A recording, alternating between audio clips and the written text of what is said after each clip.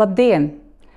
Maijs ir skaistākais pavasara mēnesis, viss plaukst un zied, tas ir brīdis pirms vasaras, un gribās arī pašiem uzziedēt, justies labāk, būt aktīvākiem. Bet maijs ir arī sirds mazspējas mēnesis, kad tiek atzīmēta diena tieši par godu šai slimībai, lai gan atgādinātu, vērstu uzmanību, protams, arī darītu visu iespējamo, lai to novērstu, bet arī, lai palīdzētu labāk saprast cilvēkiem, kuriem jau ir šī diagnoze, kā ārstēt, kā rīkoties, ko darīt, lai nerastos komplikācijas un dažādi citus jautājumus. Tāpēc ik gadu arī Biedrība par sirdi kopā ar ārstiem aicina par to runāt, stāstīt, diskutēt. Šodien mums ir īpaša uzmanība. Mēs vēlamies pievērst ne tikai sirds mazspējai, kas skar vairāk nekā 50 000 cilvēkus Latvijā, bet arī saistītām slimībām, jo dati liecina, ka pacientiem, kuriem ir sirds mazspēja, bieži vien ir arī otrā tipa cukura diabēts, bieži vien arī mēdz būt dažādas nieru veselības problēmas, nieru slimības.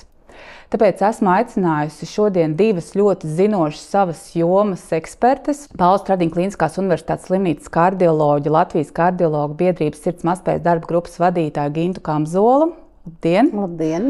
Un Paula Stradiņa Kliniskās universitātes slimnīcas endokrinoloģa doktori Kristīnu Ducenu. Labdien! Labdien! Varbūt tad sāksim uzreiz, vērsim pie ragiem. Kā tad ir, cik bieži, kāda ir šī saistība starp sirds mazspēju un otrā tipa cukura diabētu? Kāpēc par to vispār vajadzētu runāt? Doktori. Epidemioloģijas dati rāda, ka pacientiem, kuriem ir diabēts, sirds mazspēja tomēr sastopas 2 līdz 4 reizes biežāk nekā populācijā. Bet labā ziņa ir tā, ka ne visiem diabēta pacientiem attīstas sirds mazspēja. Tomēr kopumā diabēta pacientu, līdzīgi kā arī hroniskas nieru slimības pacientu ir vairāk, bet abas šīs slimības palielina sirds mazspējas attīstības risku. Jā, un es gribētu piebilst, ka ļoti svarīgi ir pacientiem atcerēties, ka otrā tipa cukura diabēts ļoti reti izpaužas, ja manifestējas viens pats. Lielākajai daļai pacientu ir kāda sirds asinsvadu vai riska faktors, vai jau apstiprināta slimība, un arī hroniska nieru slimība. Un faktiski šī saikne ir saistīta tīri ar mehānismu, kā viss šīs slimības attīstās, jo pacientiem pat vēl pirms diabēta, ar prediabētu un liekošu svaru, tātad ieslēdzas tādu mehānismu, kā mēs zinām, medicīniski simpātiskās nervu sistēmas aktivitāte, renīna, angiotenzīna, aldosterona aktivitāte, kas tātad šī pēdējā sistēma liecina to, ka organismā pastiprināti aizturās nātrijas un šķidrums, kas reāli palielina arī asinsspiediena risku, nieru risku, ja, un faktiski, ja, tas nekad nevar notikt izolēti, tas skar abas šīs sistēmas, ja, un tāpēc arī ļoti bieži gan hroniska nieru slimība, gan sirds mazspēja attīstas ļoti agri, ļoti strauji pēc diabēta iestāšanās. Un, ja runā par datiem, tad sirds mazspēja ir biežākā un pirmā kardiovaskulārā, jeb sirds asinsvadu slimības izpausme diabēta pacientam. Tāpēc ārkārtīgi svarīgi ir par to atcerēties un arī saulēcīgi diagnosticēt, lai saulēcīgi varētu uzsākt ārstēšanu. Kāda ir jūsu pieredze, vai pacienti to zina un apzinās? Pie jums, kā pie kardioloģa, droši vien vairāk nāk pacienti ar pamatdiagnozu sirds mazspēju vai ar aizdomām par sirds mazspēju. Cik daudz viņi saprot, ka varētu būt arī citi riski? Es domāju, ka lielākoties tomēr pacienti šo saikni neapzinās, jo nereti arī kopumā, es domāju, sabiedrībā valda viedoklis, ka par katru slimību ir jāiet pie sava speciālista, vai arī pie ģimenes ārsta, lai nosūta pie atbilstoša speciālista, jo droši vien, ka varbūt arī mēs paši mediķi par to pietiekami daudz nerunājam, un šī saikne nevienmēr cilvēkiem bez medicīniskas izglītības ir pietiekami saprotama. Tāpat laikā tomēr es gribētu teikt, ka pēdējos gados jau mēs par to runājam arvien vairāk. Un es domāju, ka daļa pacientu arī neizbrīna, ka mēs interesējamies par viņu glikēto hemoglobīnu, par nieru funkciju, jo īstenībā tas ietekmē gan medikamentu izvēli, gan arī kopējo kardiovaskulāro risku, kas ir īpaši svarīgi tiem, kam vēl nav kardiovaskulāras slimības manifestācijas.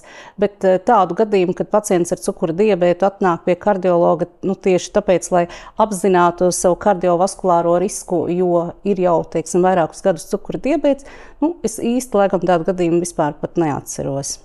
Varbūt, ka ir kaut kāda atsevišķa gadījuma, kad varbūt endokrinologs ir ieteicis vizīti pie kardiologa, bet arī tad pacients drīzāk atnāk, tāpēc, ka mani atsūtīja pie jums, nevis tāpēc viņam pašam būtu skaidra šī saistība.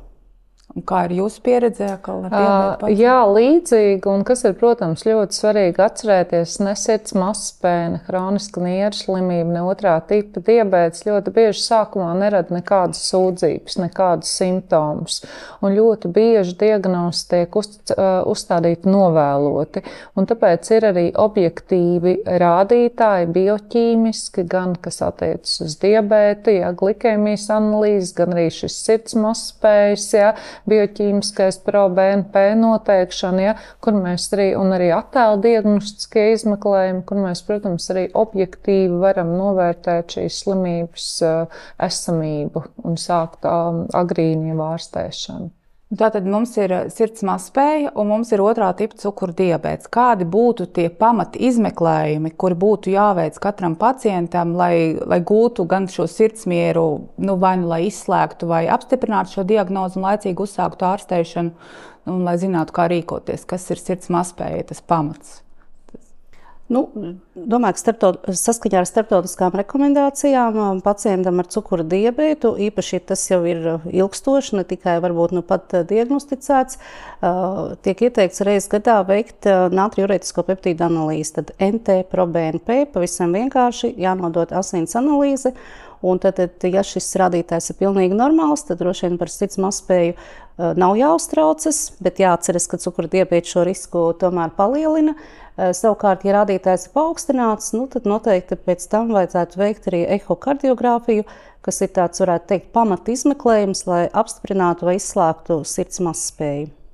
Par šo analīzi, ko jūs minējāt, NT-proBNP, to ir iespējams arī veikt pie ģimenes ārsta un pie citiem speciālistiem. Pareizi šobrīd? Jā, uz šo analīzi var nosūtīt gan kardiologi, gan endokrinologi, bet pamatā jau visbiežāk droši vien praksē to dara ģimenes ārsts, jo kopš pagājušā gada jūlija šī analīze ir, es teiktu, diezgan daudzām kardioloģiskām diagnozēm, un tā skaitā arī ar cukura diabētu ir valsts apmaksāts izmeklējums.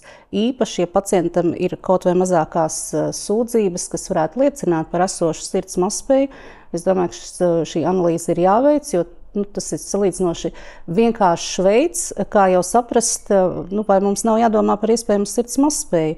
Jo skaidrs, ka arī bez cukura diabēta ir daudz citas nekardioloģiskas slimības, kuru dēļ var attīstīties sirds mazspēja. Tā skaitā arī, teiksim, vairogdziedzera slimības, virsnieru slimības, pacienti, kas saņem ķīmijterapiju, bet šodien mēs vairāk fokusējamies uz diabētu, bet katrā ziņā tad nav tā, ka tikai kardioloģiskas slimības izraisa sirds mazspēju, tās ir arī daudz citas, bet tieši vilnāņu slimības īstenībā ir tās, kas ir vienas no biežākajām. Kā ir ar otrā tipa diabēta saulēcīgu diagnostiku?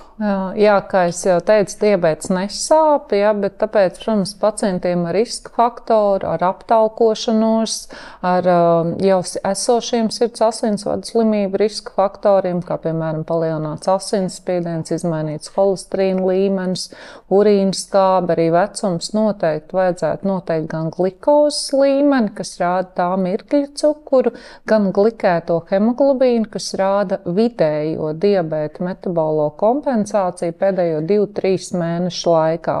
Jo, protams, arī sirds mazspējas smagums un arī hospitalizācijas risks, ja, un arī mirstības risks, protams, korelē arī ar diabēta kompensāciju, ko mēs redzam ilgtermiņā pēc glikētā hemoglobīna līmeņa. Un kādēļ tas ir arī svarīgi? Tāpēc, ka virkne medikamentu, ko mēs varētu teikt, endokrinologi ir dāvinājuši gan kardiologiem, gan hroniskajai nieru slimībai, tātad palīdz nošaut visus šos zaķus, ja, tātad normalizēt gan glikēmijas līmeni, gan arī ārstēt sirds mazspēju, gan arī hronisku nieru slimību.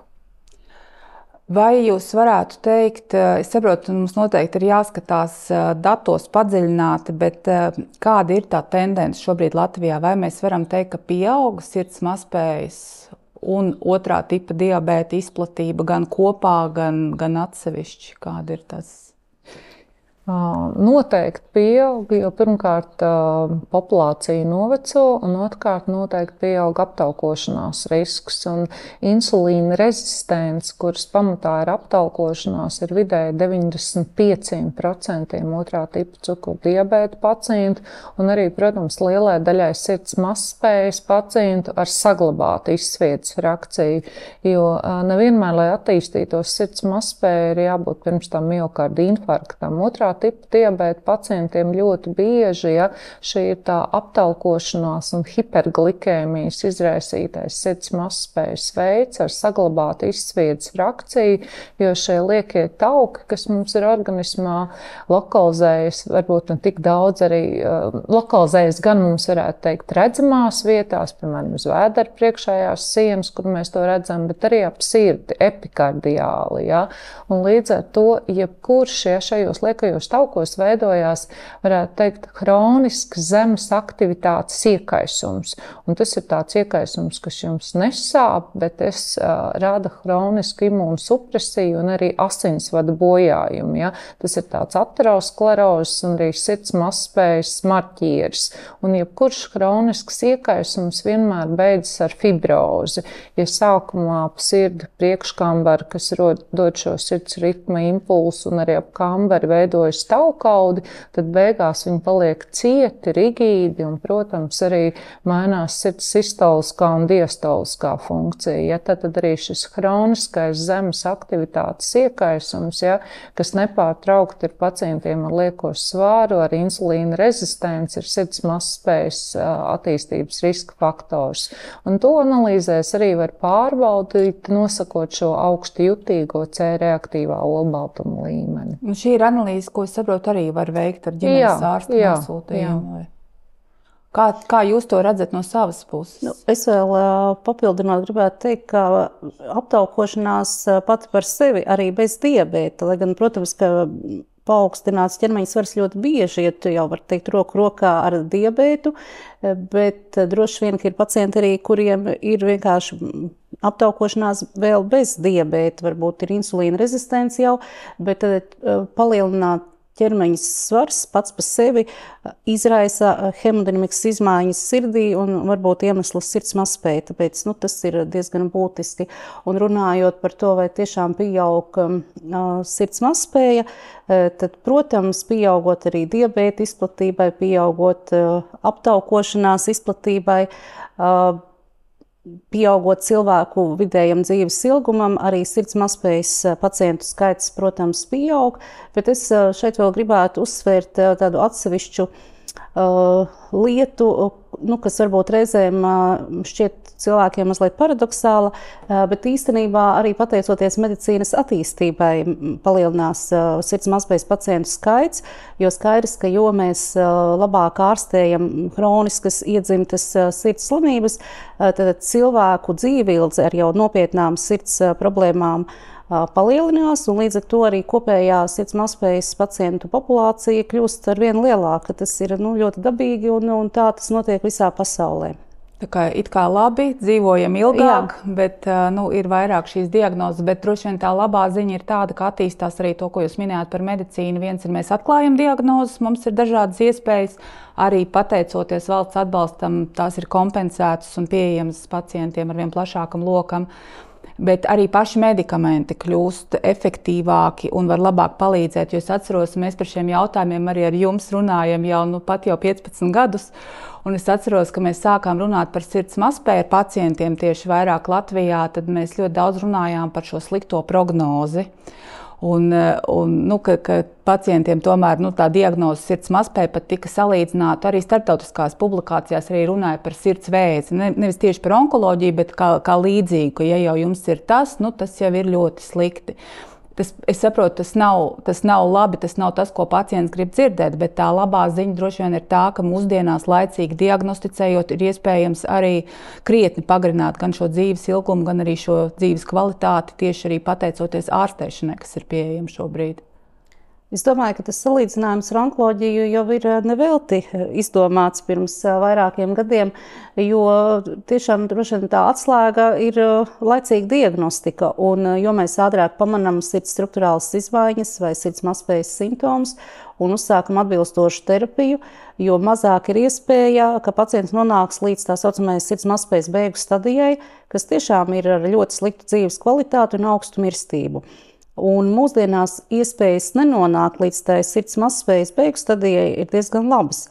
Te droši vien ir atsevišķi jārunā arī par pacientu līdzjūtību, kas arī ir vēl viens tāds jautājums, kur noteikti daudz ko var uzlabot, un kāpēc droši vien mēs šodien arī šeit tiekamies, tad veidot cilvēku izpratni par to, kas tā sirds mazspēja tāda ir, un ārstēšanas iespējām, jo skaidrs, ka arī bez medikamentiem mums ir daudzas vēl citas iespējas, dažādas implantējamas ierīces, palīgcirkulācijas sūkņi, sirds mazspējas beigu stadijā, galu beigās arī sirds transplantācija, bet tomēr arī medikamentozā terapija šobrīd ir ļoti efektīva un atbilstoši lietojot medikamentus, mēs varam panākt absolūti stabilu sirds mazspējas gaitu uz daudziem gadiem. Un, jā, ir jaunas zāļu grupas un kopumā arī efektivitāte ir arvien labāka. Un cita lieta, protams, ka atkarībā no tā, kas ir iemesls sirds mazspējai, tā slimības gaita ir atšķirīga. Un kopumā, protams, ka sirds mazspēja ir uzskatām par hronisku, progresējošu slimību, bet mēs varam, līdzīgi atkal jābalk paralēlis ar onkoloģiju, panākt tādu zināmu remisiju, un ja pacientam nav pa starpu, teiksim, kaut kādi nevēlami notikumi, aritmijas epizodes, infekcijas, vēl kaut kādas citas nopietnas blakus slimības, kas var ietekmēt sirds mazspējas gaitu, tad īstenībā pacients arī ilgstoši var justies ļoti labi un dzīvot kvalitatīvi. Runājot par medikamentiem, ir tāda zināma SGLT2 inhibitoru medikamentu grupa, kas tiek lietota turklāt gan pacientiem, kuriem ir sirds mazspēja, arī nieru slimība un arī otrā tipa cukura diabēts. Un es saprotu, ka arī te ir labas ziņas pacientiem, jo arī pacientiem, kuriem ir nieru slimība, arī šie medikamenti šobrīd ir jau pieejami arī valsts kompensēti. Jā, šī tad savā ziņā droši vien pārsteidzoša medikamentu grupa, un es domāju, ka iespējams, ka tas, ko mēs par šo grupu zinām, vēl nav viss, un varbūt uzzināsim vēl kaut ko, bet tiešām iespējas ir tāds, ka medikaments, kas sākotnēji tika pētīts glikēmijas samazināšanai, jau pirmajos pētījumos parādīja, ka tas dod zinām iegūmu arī cilvēkiem ar kardiovaskulārām problēmām, tieši galvenokārt ar sirds mazspēju samazinot hospitalizācijas, un tad tālāk pētot jau tieši padziļināti sirds mazspējas pacientiem, izrādījās, ka arī pat, ja nav diabēts, tad pacienti ar sirds mazspēju gūst zināmus iegūmus, uzlabojas dzīves kvalitāti, samazinās hospitalizācijas skaits, un tad analizējot datus, izrādījās, ka arī nieru funkcija viņiem ilgāk saglabājas, stabila, lēnāk progresē hroniskas nieru slimības stadijas un pētot atbilstoši pacientiem tad tikai, kuriem ir dažādas ģenēzes, hroniska nieru slimība, arī tika konstatēts, ka šis medikaments tiešām ir pamatoti lietojams. Tā kā medikamentu grupa, kas, kā jau mēs te sākotnēji runājām, slimībām, kas ir savstarpēji saistīta, arī es domāju, ka viena no teiksim tā, varbūt ne gluži vienīgā, bet viena no retām medikamentu grupām, kam tiešām ir ļoti plaša indikācija klāsts, jo arī tie darbības mehānismi ir visai, nu, varat teikt, tādi kombinēti, sarežģīti, darbojas uz dažādām audu orgānu sistēmām un kopumā, nu, jā, pie sirds mazspējas, diabēta, hroniskas nieru slimības, varat teikt, ka nu, tāds pamatmedikaments šobrīd. Un arī, jā, arī Nacionālās veselības dienests ir iekļāvis šīs diagnozes, jeb šos medikamentus pie atbilstošām diagnozēm kompensējamo zāļu sarakstā. Tā kā pacientu iespējas lietot šo medikamentu pēdējos gados ir ievērojami uzlabojušās. Vai mēs varam teikt, ka arī uzlabojās ārstēšanas rezultāti, jo pacientiem, kā mēs zinām, kuriem ir šīs diagnozes, pietiek jau ar vienu, ar sirds mazspēju, droši vien arī ar diabētu, tas pats stāsts, nu, nevienmēr ir tā labā līdzestība, respektīvi pacienti nevienmēr lieto zāles, nevienmēr lieto visas nozīmētās zāles, nevienmēr lieto tā, kā to ir noteicis ārsts. Dažkārt tam iemesls ir finansiāli iemesli, jo tomēr arī līdzmaksājums, īpaši kardioloģiskiem pacientiem, tie joprojām ir 25%, kas ir jāpiemaksā. Kā ir tur, kā ir ar šiem pacientiem? Vai jūs varat teikt, ka te arī ir daudz darba vēl darām abās pusēs, lai veicinātu gan šo izpratni, kāpēc medikamenti jālieto par efektivitāti, vai kas ir tie lielākie klupšanas akmeņi? Ar šo medikamentu grupu, ar šiem nātrija glikozes transportvielas inhibitoriem mums patiesi ir paveicies, jo ļoti daudziem pacientiem ar sirds mazspēju un otrā tipa diabētu ir, kā mēs sakām, polifarmācija, daudz medikamenti jālieto. Un mēs esam ārkārtīgi priecīgi, ka mums ir medikaments, kur ar vienu medikamentu, kā es teicu, mēs varam nošaut 3 zaķus, gan normalizēt cukuru līmeni, gan ārstēt sirds mazspēju un ārstēt nieru slimību, hronisku nieru slimību, un tas neapšaubāmi palielina pacientu līdzestību. Pacientam reizēm ir ļoti bieži jālieto arī lipīdu samazinoši medikamenti un citas grupas. Protams, mums arī ārstam, es uzskatu, uzsākot šo medikamentu, ir jāpastāst varbūt īsi par mehānismiem, kā šie medikamenti darbojas, un noteikti arī jāpastāst par iespējamiem blakus efektiem, jo šī medikamenta grupa, izvedot lieko cukuru ar urīnu, var palielināt nedaudz urīnceļa infekcijas risku, par to mēs runājam, un arī, teiksim, viņi jāceļ pāris dienas pirms un plānotās operācijas vai izmeklējumiem, bet ārkārtīgi svarīgi pēc tam ir atsākt šos medikamentus, jo ļoti bieži ir tā, ka ir bijis labs rezultāts, un tad pacientam ir kāda aktīva infekcija, un medikaments ir atcelts, un viņš nav turpināts. Ja? Tā kā tas ir arī ārkārtīgi svarīgi hroniski lietot, turpināt šos medikamentus ilgtermiņā, un tas, protams, arī uzlabo līdzestību un uzlabo rezultātus. Šie medikamenti, es precizēšu, tāpat kā lielākā daļa citu medikamentu hronisko slimību pacientiem ir jālieto visu mūžu. Jā, un es vienkārši ņemot vērā, ka mēs šobrīd izceļam vienu medikamentu grupu, kas tiešām dažādu diagnožu gadījumā lietojama, bet es tomēr gribētu uzsvērt, ka joprojām nav tā, ka mēs varam tikai ar vienu medikamentu grupu, kas ir it kā šķietami universāla, ārstēt visas problēmas. Pie sirds mazspējas, diemžēl, būs nepieciešamas arī citu medikamentu grupas, lielākoties atkarībā no kreisā kambara izsviedas frakcijas. Tās var būt arī 4 pamatmedikamentu grupas. Ja ir sastrēguma simptomi, tātad tūskas, elpas trūkums pie slodzes, tie iespējams būs cilpas diurētiķi.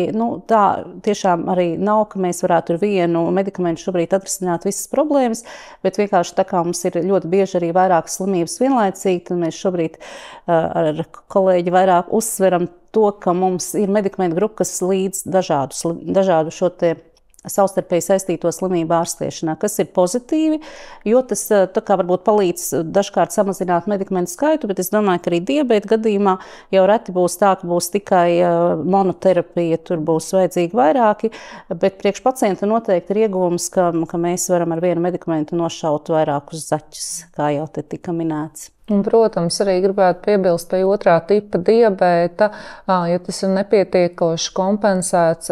SGLT2 varbūt ir pirmā medikamentu grupa, ar ko mēs sākam, bet ir arī ļoti laba otra medikamentu grupa, GLP-1 receptora agonisti, kam ir arī pirmā izvēle pie apstiprinātas sirds asinsvadu slimības un riska faktoriem, un kas arī palīdz ļoti sirds mazspējai ar citu mehānismu palīdzību, mazinot arī šo te hronisko zemes aktivitātes iekaisumu, mazinot svaru, ja, mazinot šo te sirds aptaukošanos, mazinot kopējo šķidrumu daudzumu. Tā kā faktiski šīs divas medikamentu grupas pēc visām starptautiskām vadlīnijām, gan diabēta vadlīnijām, gan arī Eiropas sirds asociācijas vadlīnijām būtu ļoti ieteicams, ļoti nepieciešams diabēta pacientiem, kur diabēts kombinē ar kardiovaskulāriem, jeb sirds asinsvadu riska faktoriem, jeb apstiprinātu slimību. Un, kā teicu, abas šīs medikamentu grupas ir viena otru papildinošas un katra dara savu darbu, bet pacientu ieguvums ir reāli ilgtermiņā bieži, ja saņem abas šīs medikamentu grupas. Tā kā tas ir arī svarīgi.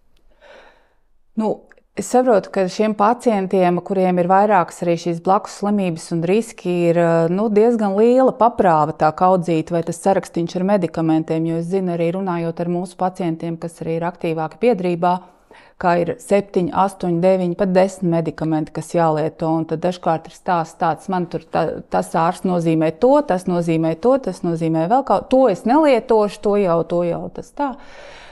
Kurš beigās savā ziņā var uzņemties atbildību, kura ārsta kompetencē jūs redzat, ka būtu svarīgi skatīt šo kopējo bildi, vai medikamenti, ko viens pacients lieto, vai viņi vispār savstarpēji sapas, vai viņš vispār viņus lieto, vai viņš seko līdzi, vai vajadzētu kaut ko pamainīt, vai tam vajadzētu būt ģimenes ārstam, kā šobrīd kā tas notiek, vai tomēr kardiologam, ja tā ir sirds mazspēja, vai endokrinologam. Kā jūs redzat, kā būtu vislabāk tieši pacientam? Es personīgi domāju, ka katrs no ārstiem, pie kā aiziet pacients, ir savā ziņā atbildīgs īpaši par šo medikamentu miedarbību, kādus medikamentu grupas pacients lieto, bet reālā dzīvē šobrīd droši vien, ka tiešām to pārsvarā dara ģimenes ārsts. Bet tas nenozīmē, ka kardiologam, endokrinologam vai nefrologam nebūtu tiešām jāiepazīstas ar to, ko pacients lieto. Un šeit, protams, ir mazliet sarežģīti, tāpēc, ka mums ir tad jābūt pilnam priekšstatam par to, ko pacients lieto, un diemžēl tas nav tā, ka tikai aizgāja pie endokrinologa, kurš nozīmēja, tādus viņaprāt nepieciešamos medikamentus, un tad kardiologs nozīmēja savus. Pacienti dažkārt iet arī pie dažādiem kardiologiem, vai dažādiem endokrinologiem. Un praksē es esmu saskārusies ar situācijām, ka pacients reizēm lieto pat no vienas grupas 2 medikamentus, tāpēc, ka vienkārši dažādi ārsti to ir izrakstījuši. Un tad manā izpratnē ģimenes ārsts ir tas, kuram tā kā vajadzētu to, vismaz to kopējo zāļu sarakstu redzēt. Bet praksē to ir ļoti grūti izdarīt. Un šis ir vēl viens aspekts, kāpēc tomēr es domāju, ka pacientiem ir pašiem jābūt vairāk atbildīgiem par to savu veselību. Tādā izpratnē, ka ejot pie jebkura speciālista uz konsultāciju, viņiem ir jāpaņem tas zāļu sarakstīns līdzi, ko viņi reāli lieto, jo mēs nevaram uzminēt. Un es saskaros reizēm arī ar to, ka tieši tāpēc, ka tās ir diabēta zāles, to es tā kā vispār nemaz nestāstu, es uzrakstu tikai tās sirds mazspējas zāles, un tad, kad es jau, tā kā man šķiet, ka pacientam, jau minēti SGLT2 inhibitori, tad sarakstiņā trūkst, un es tā kā gribētu pievienot, un jau gandrīz rakstu recepti, tad izrādās, ka viņš jau lieto šo medikamentu kombinētu zāļu sastāvā priekš cukura diabēta, kas, protams, nenozīmē, ka viņam no jauna būtu jāizraksta šis medikaments, ko es esmu iecerējis, bet, lai no tā izvairītos, jābūt precīza informācija. Un te mēs šodien varbūt tik daudz nerunājam par arteriālu hipertenziju, bet ļoti daudziem pacientiem ar sirds mazspēju un arī ar diabētu ir paaugstināts asinsspiediens. Un paaugstināta asinsspiediena gadījumā es gribētu teikt, ka manas, kā kardiologam, visbiežāk konsultācijas, ja varbūt neskaita sirds mazspēja, kas ir tā joma, kurā es arī pamatā strādāju, tad ir par hipertenzijas medikamentu korekciju, jo pacientam joprojām nav labi sakārtot hipertenzijas terapija, asinsspiediens mainīgs vai paaugstu. Un ļoti bieži pacienti ierodas un vienkārši saka, doktor, tagad pasakiet, ko man darīt, es dzeru zāles, bet man asinsspiediens tāpat vakaros ir 150 uz 80. Un tad es vēlos noskaidrot, kādas zāles tiek lietotas šobrīd. tādi gadījumi, kad pacients precīzi var pateikt medikamentu un devas, ir ārkārtīgi reti. Jā, protams, mēs reizēm saskaramies ar to, ka var taču ārsts apskatīties veselībā, kādas ir izrakstītas, bet, diemžēl, es kā ārsts, kurš strādā jau vairāk kā 20 gadus kardioloģijā, ļoti labi zinu, ka nevienmēr, ja ārsts, cits ārsts, ģimenes ārsts ir izrakstījis šo recepti, un pat, ja pacients viņu ir nopircis, tas jau negarantē, ka viņš lieto tieši tā, ka viņš lieto pilnu devu, viņš iespējams, ka spiediens ir normāls izlaiž. Un līdz ar to, lai būtu labs efekts no tās vizītes pie ārsta, mums ir jāzina precīzi, kā pacients lieto, jo tikai tad mēs varam izdarīt arī korekcijas. Ja? Līdz ar to es palieku joprojām pie tā, ka katrs no ārstiem, pie kā pacients vēršas, ir atbildīgs par to zāļu sarakstu, bet visticamāk, ka ģimenes ārsts ir tas, ko pacients redz visbiežāk, un kaut kādā ziņā viņš arī pārskata to kopējo zāļu sarakstu.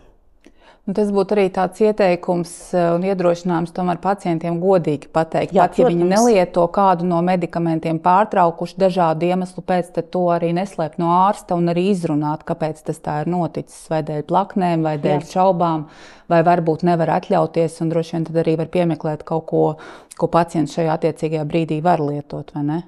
Un turklāt dažkārt arī vienas zāļu grupas ietveros mēdz būt dažādi medikamenti. Vairumā gadījumā mēs runājam par tādiem selektīvākiem vai mazāk selektīviem, atkarībā par to, par kuru medikamentu grupu ir. Un nav tā, ka, ja nepanes vienu, tad nepanes vispār nevienu. Un, lai cik tas paradoksāli nebūtu, kaut vai pulsa frekvencē, mēs zinām, ka beta-bloktori samazina sirdsdarbības frekvenci, bet katram individuālam pacientam var atšķirties. Kādam tas būs bisoprolols, kurš labāk samazinās pulsu, kādam metoprolols, bet tas nenozīmē, ka tas nepalīdz, un mēs vispār tāpēc nelietojam. Visa pamatā ir tiešām godīga saruna ar ārstu, jo, ja pacients nav izstāstījis visas tās nianses vai savas bažas, ārsts jau arī nevar uzminēt to, kā pacients jūtas, ja par to netiek izrunāts vizītes laikā. Pacienti iespējams arī bieži esat dzirdējuši, un arī tā dara, un arī jūs esat teikusi, ka tā dara, un tas ir labi. Atnes kaut vai to kastīti, kas ir varbūt pat labāk, jo tā kā obligāti visi pacienti varbūt nezina tos ķīmiskos nosaukumus, vai zina tikai to, kas rakstīts uz kastītes, kas arī var mainīties, kā mēs zinām, tad var droši arī paņemt līdzi visu to paciņu un parādīt ārstam, kas tiek lietots reāli praktiski dabā, vai ne? Kāda ir jūsu pieredze ar šo līdzstrādājumu? Es tiešām arī piekrītu kolēģei, jo ģimenes ārstam tomēr ir jāpārskata pacienta ārstēšana, jo arī speciālistu kapacitāte, būsim reāli, Latvijā nav pietiekoši, ņemot vērā, ka šīs ir hroniskas slimības, pacientiem ir jāatgriežas pie ārstiem, un tādēļ mēs uzrakstam konsultantu slēdzienu, bet pārskata, vai šie medikamenti nedublējās ģimenes ārsts. Jā, ļoti svarīgs punkts ir pacientam ir jābūt atklātam pret ārstu, jo arī, lai novērtētu, piemēram, diabēta kompensāciju, mums ir jāsaprot, vai tā kompensācija ir slikta. Ne tāpēc, ka medikamenti nedarbojas, bet varbūt tāpēc, ka pacients tiešām viņus nav lietojis. Ja? Tas ir arī ārkārtīgi svarīgs punkts. Ja?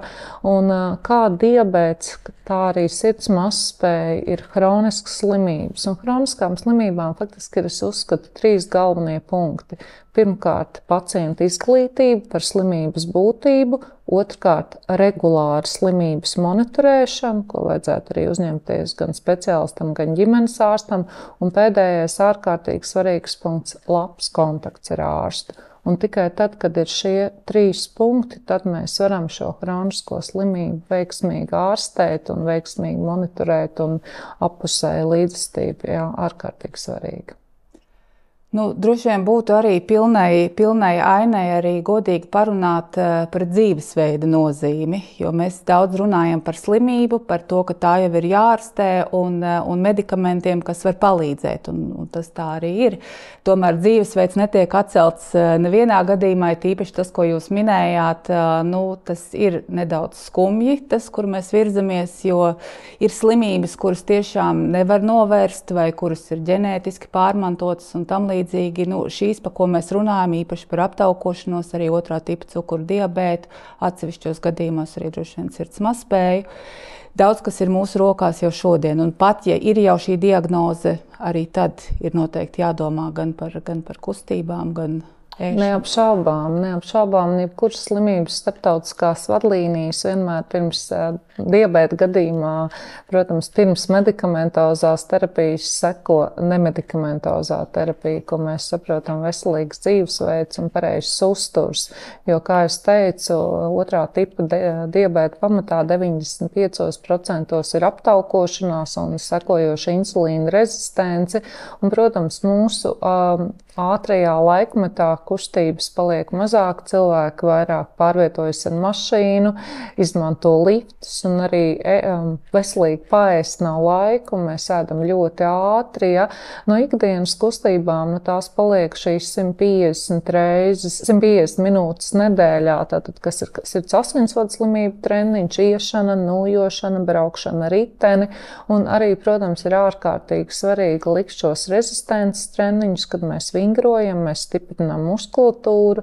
No ēšanas paradumiem ārkārtīgi svarīgi ir ēst 3 reizes dienā regulāri, nevis 1 reizi dienā vakarā noēst dienas stresu. Un, protams, cilvēkiem vairāk lietot uzturā šķiedrvielas, kas arī liek kuņģu zarnu traktam kustēties, samazina audzēju risku, samazina diabēta risku un izslēgt šos ātros, blīvos ogļhidrātus, kas būtu baltie miltu produkti, ceptie kartupeļi, saldie gāzētie dzērieni, tā vietā, kā mēs sakam, likt dārzu šķīvi, labu olbaltumu, gaļu, zivi, olu, biespienu un graudus vairāk tumšos rupjos, ja, kas arī mazāk dod šos te cukuru kāpumus un arī aptaukošanās risku. Ja. Un, protams, ārkārtīgi liederīgi ir laba konsultācija pie uzturs speciālista, kas arī ir pieejama, un arī fizioterapija. Tā kā jau jūs faktiski jau ģimenēs no bērna kājas, bērnībā, skolas vecumā sāksiet šo te aptaukošanās profilaksi, jūs novērsīsiet virkni hroniskas slimības, sākot no metabolām slimībām, kas ir diabēts, beidzot turpinot ar sirds asinsvadu slimībām, locītavu slimībām, neauglību, hroniskām elpošanas slimībām, un, diemžēl, aptaukošanās arī ir viens no biežākajiem onkoloģijas iemesliem mūsdienās. Tā kā ārkārtīgi daudz var tiešām izdarīt ar veselīgu dzīvesveidu. Un pavasarī tas ir īstais brīdis, kad to sākt, un novēlu to visiem darīt, un tas ir tikai ieguvums. Varbūt, doktori, par sirds mazspējas pacientiem, tie bieži vien ir cilvēki gados, arī droši vien nav pati tā labākā forma. Pat ja ir nopietna sirds mazspēja, kā ir ar kustībām, piemēram, ko jūs iesakat, ar ko varētu sākt, kas būtu tā drošā zona pacientam? Kaut vai staigāšana. Protams, ka gados vecākiem cilvēkiem kādreiz mans būtu arī līdzsvara traucējumi, varbūt tādu mazliet izmainīt arī galvas asinsrite, kas var traucēt tā veikli pārvietoties, bet nav divu vienādu pacientu, un tiem, kam ir stabila gaita, mēs noteikti visiem iesakām vismaz staigāt, bet patiesībā arī tādi spēku vingrinājumi varētu būt, jo tas, ka pie sirds mazspējas arī mērenas intensitātes fiziskas aktivitātes uzlabo prognozi un pats būtiskākais pašsajūtu, tas ir pilnīgi skaidrs. Ar sirds mazspēju vispār kopumā slimo cilvēki, kas ir gados vecāki, jo vecumā līdz 40 gadiem tā izplatība ir diezgan neliela. Sirds mazspējas biežums pieaug līdz ar vecumu, un skaidrs, ka pēc 40 gadu vecuma mēs pamazām sākam zaudēt muskuļu masu, ja mēs neko nedaram lietas labā. Un tad reizēm arī ir grūtības nošķirt, vai tas nespēks, sliktāka slodzes panesamība ir saistīta tieši ar sirds mazspēju vai sirds mazspējas simptomu pieaugumu, vai ar to, ka pacients, kuram īpaši izrakstā ir jau minēta sirds mazspējas diagnoze, vienkārši domā, ka tas viss ir saistīts ar sirds mazspēju. Nevienmēr tas tā ir, to grūti nošķirt, tāpēc jau arī vajadzīgs šīs te kontroles. Mēs kontrolējam gan natriurētiskos peptīdus, gan arī ehokardiogrāfijas kontroli būtu jāveic. Un īpaši tajos gadījumos, kad objektīvi nekas nav mainījies, izņemot to, ka ir samazinājusies slodzes tolerance, varētu teikt, ka tas papildus norāda uz to, ka vajag palielināt šīs aktivitātes, jo tikai regulāri fiziski treniņi ļauj mums labāk justies slodzes laikā. Un tā ir arī atbilde uz jautājumu, kāpēc mums vajadzīga kustība. Protams, tādiem varbūt akūti dekompensētai sirds mazspējai, kuru pacients ar ļoti izteiktiem sirds mazspējas simptomiem nonāca slimnīcā, un varbūt viņam pat kādas dienas ir bijis jāpavada intensīvās terapijas palātā. Protams, ka šiem pacientiem mēs nekādas fiziskas vingrinājumus neliksim darīt, bet principā stabilam sirds mazspējas pacientam nav tādas sirds mazspējas pakāpe, pie kuras nevarētu mērenas fiziskas aktivitātes, bet, protams, tas, cik daudz, kādā līmenī, tas vienmēr jāizrunā ar ārstu. Droši vien tas ieteikums būtu, var sākt jebkurā brīdī, pat ja cilvēks nav bijis pietiekami aktīvs, tas joprojām var palīdzēt uzlabot arī šos ārstēšanās rezultātus un noteikti arī konsultēties ar ārstu.